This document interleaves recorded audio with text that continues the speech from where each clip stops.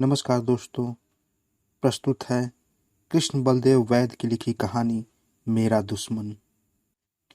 वह इस समय दूसरे कमरे में बेहोश पड़ा है।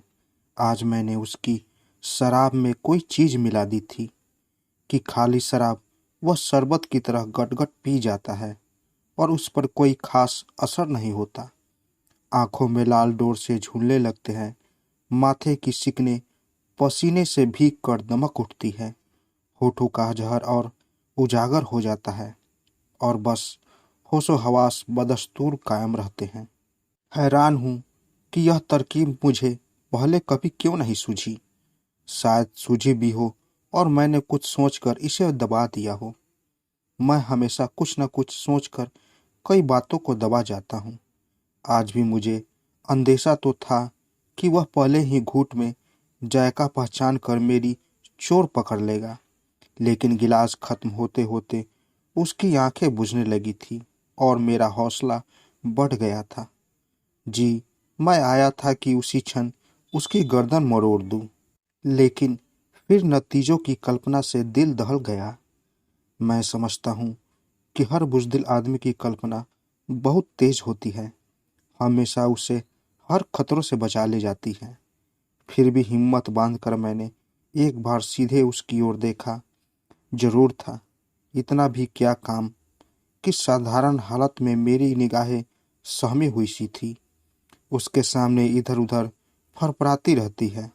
साधारण हालत में मेरी स्थिति उसके सामने बहुत असाधारण रहती है। खैर, अब उसकी आंखें बंद हो चुकी हैं और सर झूल रहा था। एक ओर लुढ़क कर गिर जाने से पहले उसकी बाहें दो ढली हुई ढीली टहनियों की सुस्त सी उठान के साथ मेरी रूट उठाई थी। उसे इस तरह लाचार देखकर भ्रम हुआ था कि वह दम तोड़ रहा है, लेकिन मैं जानता हूँ कि वह मुंजी किसी भी क्षण उछल कर खड़ा हो सकता है। होश संभालने पर कुछ कहेगा नहीं। उसकी ताकत उसकी खामोशी में है।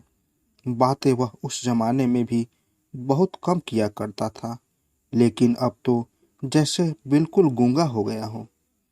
उसकी गूंगी अवहेलना की कल्पना मात्र से मुझे दहशत हो रही है। कहा ना कि मैं एक बुज़दिल इंसान हूँ। वैसे मैं न जाने कैसे समझ बैठा था कि इतने अरसे की अलहदगी के बाद अब मैं उसके आतंक से पूरी तरह आज़ाद हो चुका हूँ। इसी खुशहमी में शायद उस रोज मैं अपने साथ ले आया था। शायद मन में कहीं उस पर रोब गांठने, उसे नीचा दिखाने की दुराशा भी हो रही थी। हो सकता है कि मैंने सोचा हो कि वह मेरी जीती जागती खूबसूरत बीवी, चहकते मटकते तंदुरुस्त बच्चों और आस्ताना पछताना आलीशान कोठी को देखकर खुद ही मैदान छोड़कर भाग जाएगा और हमेशा के लिए मुझे उससे निजात मिल जाएगी। शायद मैं उस पर यह साबित कर दिखाना चाहता था कि उससे पूछा छुड़ा लेने के बाद भी किस खुशगवार हद तक मैंने अपनी जिंदगी को संभाला संवार लिया है। लेकिन ये सब लंगड़े बहाने हैं। हकीकत शायद यह है कि उस रोज मैं अपने साथ नहीं लाया था, बल्कि वह खुद ही मेरे साथ चला आया था। जैसे मैं उसे नहीं बल्कि वह मुझे नीचा दिखाना चाहता हो। जाहिर है कि उस समय वह बारीक बात मेरी समझ में नहीं आई होगी। मैंने वह ठीक बात मैं कभी नहीं सोच पाता। यही तो मुसीबत है। वैसे मुसीबतें और भी बहुत हैं, लेकिन उन सब का जिक्र यहाँ बेकार होगा। खैर, माला के सामने उस रोज मैंने इसी किस्म की कोई लंगड़ी सफाई पेश करने की कोशिश की थी और उस पर कोई असर नहीं हुआ था। वह उसे देखते ही बिफर उठी थी। सबसे पहले अपनी बेवकूफ़ी और सारी स्थिति का एहसास शायद मुझे उसी क्षण हुआ था। मुझे उस कमबख्त से वहीं घर से दूर उस सड़क के किनारे किसी न किसी तरह निपट लेना चाहिए था। अगर अपनी इस सहमी हुई खामोशी को तोड़कर मैंने अपनी तमाम मजबूरियां उसके सामने रख दी होती, माला का एक खफा सा खींच दिया होता, साफ साफ उसे कह दिया होता, देखो गुरु, मुझ पर दया करो, और मेरा पीछा छोड़ दो, तो शायद वही हम किसी समझौते पर पहुंच जाते, और नहीं तो वह मुझे कुछ मोहलत ही दे देता। छूटते ही दो मोर्चों को एक साथ संभालने की दिक्कत तो पेश न आती। कुछ भी हो, मुझे अपनी घर नहीं लाना चाहिए था, लेकिन अब यह सारी समझदारी बेकार थी। माला और वह एक दूसरे को यूं घूर रहे थे जैसे दो पुराने और जानी दुश्मन हो। एक क्षण के लिए मैं यह सोचकर आश्वस्त हुआ था कि माला सारी स्थिति खुद संभाल लेगी, और फिर दूसरे ही क्षण मैं माला की लानत मुलाकात की कल्पना कर सहम गया था। मजाक को मजाक में घोल देने की कोशिश में मैंने एक खास गिलगिले लहजे में, जो मेरे पास ऐसे नाजुक मौके के लिए सुरक्षित रहता है, कहा था, डार्लिंग जरा रास्ता तो छोड़ो कि हम बहुत लंबी सैर से लौटे हैं। जरा बैठ जाए तो सजा दी दे देना। वह रास्ते से तो हट गई थी, लेकिन उसके तनाव में कोई कमी नहीं हुई थी, और न ही उसने मुझे बैठने दिया था। साथ ही उस मुर्दार ने मेरी तरफ यूं देखा था जैसे कह रहा हो, तो तुम वाकई इस औरत के गुलाम बनकर रह गए हो। और खुद मैं उन दोनों की तरफ यूं देख रहा था जैसे एक की नज़र बचाकर दूसरे कोई साजिश संबंध पैदा कर लेने की ख्वाहिश हो। फिर माला ने मौका पाते ही मुझे अलग ले जाकर डांटना डपटना शुरू कर दिया था। मैं पूछती हूँ कि यह तुम किस आवारागर्द को पकड़ कर लाए हो? जरूर कोई तुम्हारा पुराना दोस्त होगा, है ना? इतने बरस शादी को हो चले, लेकिन तुम अभी तक वैसे के वैसे ही रहे। मेरे बच्चे उसे देखकर क्या कहेंगे? पड़ोसी क्या सोचेंगे? अब कुछ बोलोगे भी? मैं हैरान था कि क्या बोलूं। माला के सामने बोलता कम हूँ, ज़्यादा समय तोलने में ही बीत जाता है, और उसका मिजाज और बिगड़ जाता है। वैसे उसका गुस्सा वजह था। उसका गुस्सा हमेशा वजह होता है। हमारी कामयाब शादी की बुनियाद भी इसी पर कायम है। उसकी हर बात हमेशा सही होती है, और मैं अपनी हर गलती को चुपचाप और फौरन कबूल कर लेता हूँ। बीच बीच में महज मुझे खुश कर देने के ख्याल से वह इस किस्म की शिकायतें जरूर कर दिया करती है। तुम्हें न जाने हर मामूली से मामूली बात पर मेरे खिलाफ डट जाने में क्या मजा आता है। मानती हूँ कि तुम मुझसे कहीं ज़्यादा समझदार हो, लेकिन कभी कभी मेरी बात रखने के लिए ही सही, वगैरह वगैरह। मुझे उसके ये झूठे उलाहने बहुत पसंद है। गौ, मैं उनसे ज़्यादा खुश नहीं हो पाता। फिर भी वह समझती है कि उससे मेरा भ्रम बना रहता है, और मैं चाहता हूँ कि बागडोर उसी के हाथ में रहती है, और यह ठीक ही है। तो माला दांत पीस कर कह रही थी, अब कुछ बोलोगे भी? मेरे बच्चे पार्क से लौटकर इस मनहूस आदमी को बैठक में बैठा देखेंगे तो क्या कहेंगे? उन पर क्या असर होगा? उफ, इतना गंदा आदमी, सारा हक महक रहा है। बताओ ना, मैं अपने बच्चों से क्या कहूँगी? अब जाहिर है कि माला को कुछ भी नहीं बता सकता था, सो मैं सर झुकाए खड़ा रहा, और वह मुंह उठाए बहुत देर तक बरसती रही। वैसे यहाँ यह साफ कर दूं कि वे बच्चे माला अपने साथ लाई थी, वे मेरे भी उतने ही हैं जितने कि उसके, लेकिन ऐसे मौके पर वह हमेशा बच्चों के कहकर मुझसे यूं ही अलग कर लिया करती है जैसे कोई कीचड़ से लाल निकाल रहा हो। कभी कभी मुझे इस बात पर बहुत दुख भी होता था, लेकिन फिर ठंडे दिल से सोचने पर महसूस होता है कि शारीरिक सच्चाई कुछ भी हो, रूहानी तौर पर हमारे सभी बच्चे माला के ही हैं। उनके रंग ढंग में मेरा हिस्सा बहुत कम है, और यह ठीक ही है, क्योंकि अगर वे मुझ पर जाते तो उन्हें भी मेरी तरह सीधा होने में न जाने कितनी देर लग जाती। मैं खुश हूँ कि उनका कानूनी और शायद जिस्मानी बाप हूँ, उसके लिए पैसे कमाता हूँ, और दिलो जान से उसकी माँ की सेवा में दिन रात जुटा रहता हूँ। खैर, कुछ देर यूं ही सर नीचा किए खड़े रहने के बाद आखिर मैंने निहायत अजियाज आवाज में कहना शुरू कर दिया था। अरे भाई, मैं तो उस कमबख्त को ठीक तरह से पहचानता भी नहीं, उससे दोस्ती का तो सवाल ही पैदा नहीं होता। अब अगर रास्ते में कोई आदमी मिल जाए तो न जाने मेरे फिक्रे का अंत क्यों कर होता है। शायद होता भी कि नहीं, लेकिन माला ने बीच में ही पांव पटक कर कह दिया, झूठ, सरासर झूठ। यह कहकर वह अंदर चली गई और मैं कुछ देर तक और वहीं सर नीचा किए खड़ा रहने के बाद वापस उस कमरे में लौट आया जहां बैठा था। वह बीड़ी पी रहा था और मुस्कुरा रहा था, जैसे सब जानता हो कि मैं किस मरहले से गुजर रहा हूँ। अब हुआ दरअसल यह था कि उस शाम माला से कुछ दूर अकेला घूम आने की इजाज़त मांगकर मैं यूं ही बिना मतलब घर से बाहर निकल गया था। आमतौर पर वह ऐसी इजाज़तें आसानी से नहीं देती और न ही मैं मांगने की हिम्मत कर पाता हूँ। बिना मतलब घूमना उसे बुरा लगता है। कहीं भी जाना हो, किसी से भी मिलना हो, कुछ भी करना या न करना हो, मतलब का साफ और सही फैसला वह पहले से ही कर लेती है। ठीक ही करती है। मैं उसकी समझदारी की दाद देता हूँ। वैसे घर से दूर अकेला मैं किसी मतलब से भी नहीं जा सकता। माला की सोहबत की कुछ ऐसी आदत सी पड़ गई है कि उसके बगैर सब सूना सूना सा लगता है। जब वह साथ रहती है तो किसी किस्म का कोई उलूल जुलूल विचार मन में नहीं उठ पाता। हर चीज ठोस और वामतलब दिखाई देती है। अंदर की हालत ऐसी रहती है जैसे माला के हाथों सजाया हुआ कोई कमरा हो जिसमें हर चीज करीने से पड़ी हो, बेकायदे की कोई गुंजाइश न हो। और जब वह साथ नहीं होती तो वही होता है जो उस शाम हुआ, या फिर उसी किस्म का कोई और हादसा, क्योंकि उसमें पहले वैसी बात कभी नहीं हुई थी।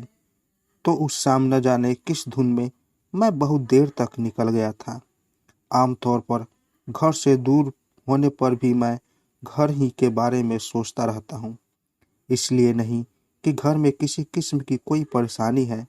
गाड़ी न सिर्फ चल रही है बल्कि खूब चल रही है। बागडोर जब माला जैसी औरत के हाथ हो तो चलेगी नहीं तो और करेगी भी क्या। नहीं, घर में कोई परेशानी नहीं। अच्छी तनख्वाह, अच्छी बीवी, अच्छे बच्चे, अच्छे बारसूख दोस्त, उनकी बीवियां भी खूब हट्टी कट्टी और अच्छी। अच्छा सरकारी मकान, अच्छा खुशनुमा लान, पास पड़ोस भी अच्छा। महंगाई के बावजूद दोनों वक्त अच्छा खाना, अच्छा बिस्तर और अच्छी बिरादरी जिंदगी। मैं पूछता हूँ, इस सब के अलावा और चाहिए भी क्या एक अच्छे इंसान को।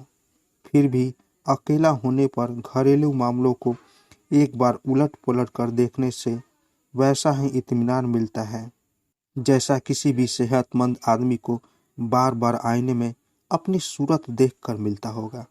मेरा मतलब है कि वक्त अच्छी तरह से कट जाता है, ऊब नहीं होती। यह भी माला के ही दुष्प्रभाव का फल है। नहीं तो एक जमाना था कि मैं हरदम ऊब का शिकार रहा करता था।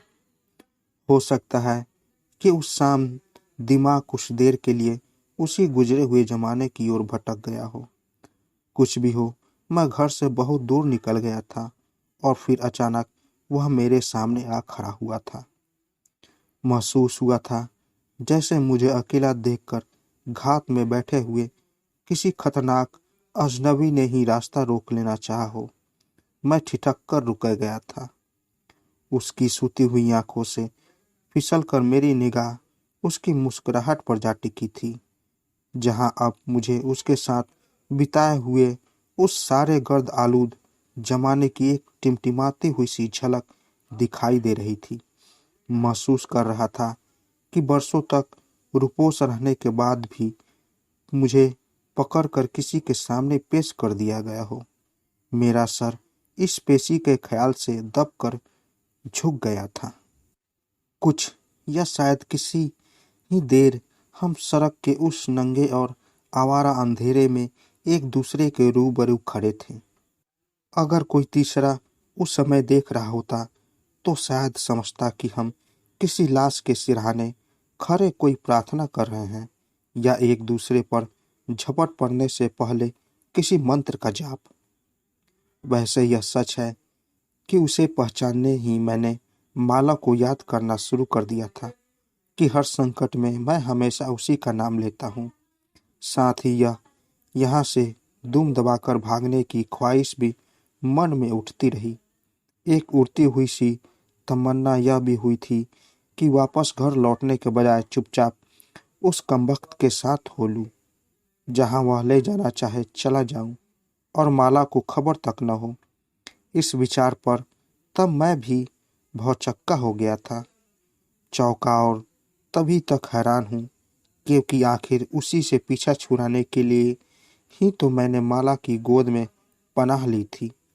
अगर आज से कुछ बरस पहले मैंने उसके खिलाफ बगावत न की होती, लेकिन उस भागने को बगावत का नाम देकर मैंने अपने आप को धोखा दे रहा हूँ, मैंने सोचा था और मेरा मुंह शर्म के मारे जल उठा था।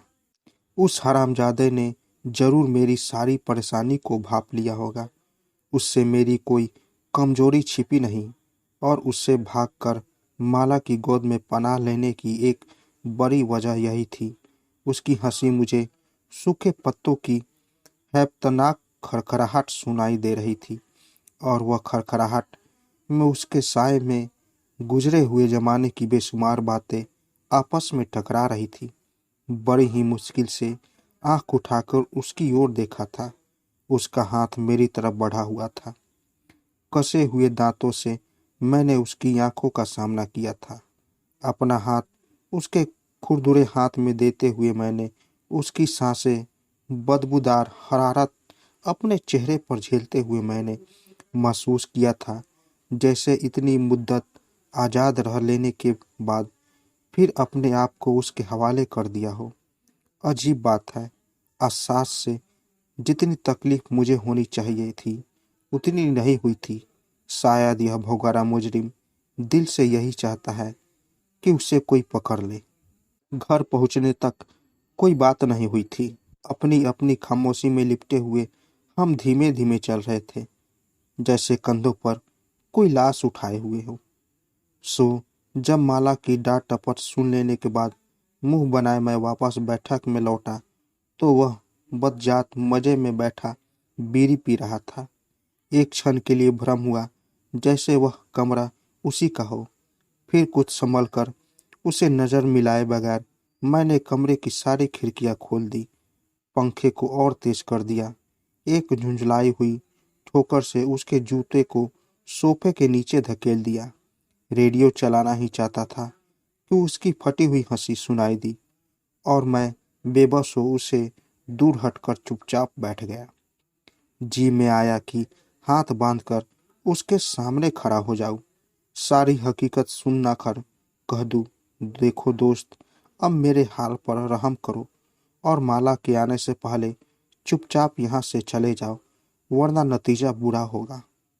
लेकिन मैंने कुछ कहा नहीं। कहा भी होता तो सिवाय एक और जहरीली हंसी के उसने मेरी अपील का कोई जवाब न दिया होता। वह बहुत जालिम है, हर बात की तह तक पहुंचने का कायल है और भावुकता से उसे सख्त नफरत है। उसे कमरे का जायजा लेते देख मैंने दबी निगाह से उसकी ओर देखना शुरू कर दिया। टांगे समेटे वह सोफे पर बैठा हुआ एक जानवर सा दिखाई दिया। उसकी हालत बहुत सख्ता दिखाई दे रही थी, लेकिन उसकी शक्ल अब भी मुझसे कुछ कुछ मिलती थी। इस विचार से मुझे फोक्त भी हुई और एक अजीब किस्म की खुशी भी महसूस हुई। एक जमाना था जब वही एकमात्र मेरा आदर्श हुआ करता था, जब हम दोनों घंटों एक साथ घूमा करते थे, जब हमने बार बार कई नौकरियों से एक साथ इस्तीफे दिए थे, कुछ एक एक साथ निकाले भी गए थे, जब हम अपने आप को उन तमाम लोगों से बेहतर और ऊंचा समझते थे जो पिटी पिटाई लकीरों पर चलते हुए अपनी सारी जिंदगी एक बदनुमा और रवायती घरौंदे की तामीर में बरामद कर देते हैं, जिनके दिमाग हमेशा उस घरौंदे की चार दीवारी में कैद रहते हैं जिनके दिल सिर्फ अपने बच्चों की कलाकारियों पर ही झूमते हैं, जिनकी बेवकूफ़ बीवियाँ दिन रात उन्हें गिनती का नाच नचाती है और उन्हें अपनी सफ़ेद पोशी के अलावा और किसी बात का कोई गम नहीं होता। कुछ देर मैं उस जमाने की याद में डूबा रहा। महसूस हुआ जैसे वह फिर उसी दुनिया से एक पैगाम लाया हो। फिर मुझे उन्हीं रोमानी वीरानों में भटका देने की कोशिश करना चाहता हूँ, जिससे भागकर मैंने अपने लिए एक फूलों की सेज संवार ली है और जहाँ मैं बहुत खुशी हूँ। वह मुस्कुरा रहा था, जैसे उसने मेरे अंदर झांक लिया हो। उसे इस तरह आसानी से अपने ऊपर काबिज होते देख मैंने बात बदलने के लिए कहा, कितने रोज यहाँ ठहरोगे? उसकी हंसी से एक बार फिर हमारे घर की सजी सवारी फिजा दहक गई और मुझे खतरा हुआ कि माला उसी दम वहां पहुंचकर उसका मुंह नोच लेगी। लेकिन यह खतरा इस बात का गवाह है कि इतने वर्षों की दास्ता के बावजूद मैं अभी तक माला को पहचान नहीं पाया। थोड़ी ही देर में वह एक बहुत खूबसूरत साड़ी पहने मुस्कुराती इठलाती हुई हमारे सामने आ खड़ी हुई। हाथ जोड़कर बड़े दिल फरेब अंदाज में नमस्कार करती हुई बोली, आप बहुत थके हुए दिखाई देते हैं। मैंने गर्म पानी रखवा दिया है, आप वाश कर ले तो कुछ पी कर तरोताजा हो जाए। खाना तो हम लोग देर से ही खाएंगे। मैं बहुत खुश हुआ। वह मामला माला ने अपने हाथ में ले लिया था और मैं यूं ही परेशान हो रहा था। मन हुआ कि उठकर माला को चूम लूं। मैंने कनखियों से उस हरामजादे की तरफ देखा। वह वाकई सहमा हुआ सा दिखाई दिया। मैंने सोचा, अब अगर वह खुद ब खुद ही न भाग उठा तो मैं समझूंगा कि माला की सारी समझ सीख और रंग रूप बेकार है। कितना लुत्फ आए अगर वह कम वक्त भी भाग खड़ा होने के बजाय माला के दांव में फंस जाए और फिर मैं उससे पूछूं, अब बता साले। अब बात समझ में आई। मैंने आंखें बंद कर ली और उसे माला के इर्द गिर्द नाचते हुए, उस पर फिदा होते हुए, उसके साथ लेटे हुए देखा। एक अजीब राहत का एहसास हुआ। आंखें खोली तो वह गुसल खाने में जा चुका था और माला झुकी हुई सोफे की ठीक कर रही थी। मैंने उसकी आंखों में आंखें डालकर मुस्कुराने की कोशिश की, लेकिन फिर उनकी तनी हुई सूरत से घबरा कर नजरें झुका ली। जाहिर था उसने अभी मुझे माफ नहीं किया था। नहाकर जब वह बाहर निकला तो उसने मेरे कपड़े पहने हुए थे। इस बीच माला ने बियर निकाल ली थी और उसके गिलास भरते हुए पूछ रही थी, आप खाने में मिर्च कम लेते हैं या ज़्यादा? मैंने बहुत मुश्किल से हंसी पर काबू किया। उस साले को तो खाना ही कम मिलता होगा, मैं सोच रहा था और माला की होशियारी पर खुश हो रहा था। कुछ देर हम बैठे पीते रहे। माला उससे घुल मिल कर बातें करती रही, उससे छोटे छोटे सवाल पूछती रही। आपको यह शहर कैसा लगा? बियर ठंडी तो है ना? आप अपना सामान कहाँ छोड़ आए? और वह बंगले झांकता रहा। हमारे बच्चों ने आकर अपने अंकल को ग्रीट किया, बारी बारी उसके घुटनों पर बैठकर अपना नाम वगैरह बताया, एक दो गाने गाए और फिर गुड नाइट कहकर अपने कमरे में चले गए। माला की मीठी बातों से यूं लग रहा था जैसे हमारे अपने ही हल्के का कोई बेतल्लुक दोस्त कुछ दिनों के लिए हमारे पास आ ठहरा हो और उसकी बड़ी सी घड़ी दरवाजे हमारे दरवाजे के सामने खड़ी हो। मैं बहुत खुश था और जब माला खाना लगाने के लिए बाहर गई तो उस शाम पहली बार मैंने बेधड़क उस कमीनी की तरफ देखा।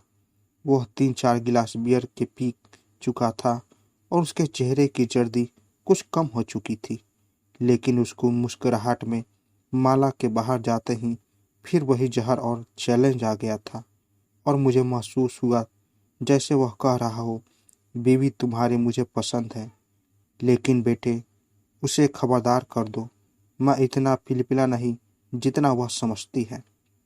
एक क्षण के लिए फिर मेरा जोश कुछ ढीला पड़ गया। लगा जैसे बात इतनी आसानी से सुलझने वाली नहीं। याद आया कि खूबसूरत और शौक औरतें उस जमाने में भी उसे बहुत पसंद थी, लेकिन उनका जादू ज़्यादा देर तक नहीं चलता था। फिर भी मैंने सोचा बात तब मेरे हाथ से निकल गई है और सिवाय इंतजार के और कुछ नहीं कर सकता था। खाना उस रोज बहुत उम्दा बना था और खाने के बाद माला खुद उस कमरे तक छोड़ने गई थी। लेकिन उस रात मेरे साथ माला ने कोई बात नहीं की। मैंने कई मजाक किए, कहा नहा धोकर वह काफ़ी अच्छा लग रहा था, क्यों? बहुत छेड़छाड़ की, कई कोशिशें की कि सुलहनामा हो जाए, लेकिन उसने मुझे अपने पास फटकने नहीं दिया। नींद उस रात मुझे नहीं आई। फिर भी अंदर से मुझे इत्मीनान था कि किसी न किसी तरह माला दूसरे रोज उसे भगा सकने में जरूर कामयाब हो जाएगी। लेकिन मेरा अंदाजा गलत निकला। माना कि माला बहुत चालाक है, बहुत समझदार है, बहुत मोहिनी है, लेकिन उस हरामजादे की चिठाई का भी कोई मुकाबला नहीं। 3 दिन तक माला उसकी खातिर तवाजा करती रही। मेरे कपड़ों में वह अब बिल्कुल मुझ जैसा हो गया था और नजर यूं आता था जैसे माला के 2 पति हो। मैं तो सुबह सवेरे गाड़ी लेकर दफ्तर को निकल जाता था। पीछे उन दोनों में न जाने क्या बातें होती थी, लेकिन जब कभी उसे मौका मिलता वह मुझे अंदर ले जाकर डांटने लगती। अब यह मुरादाद यहाँ से निकला अभी कि नहीं? जब तक यह घर में है हम किसी को न बुला सकते हैं, न किसी के यहाँ जा सकते हैं। मेरे बच्चे कहते हैं कि इसे बात करने तक की तमीज नहीं।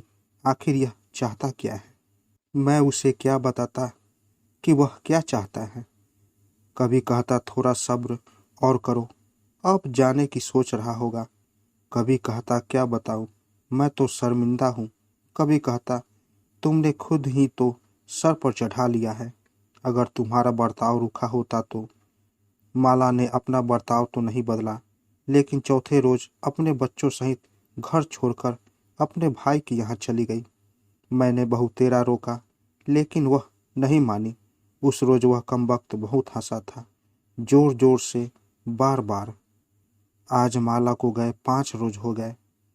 मैंने दफ्तर जाना छोड़ दिया है। वह फिर अपने असली रंग में आ गया है। मेरे कपड़े उतार कर उसने फिर अपना मैला सा कुर्ता पैजामा पहन लिया है। कहता कुछ नहीं, लेकिन मैं जानता हूँ कि क्या चाहता है। वह मौका फिर हाथ नहीं आएगा। वह चली गई है।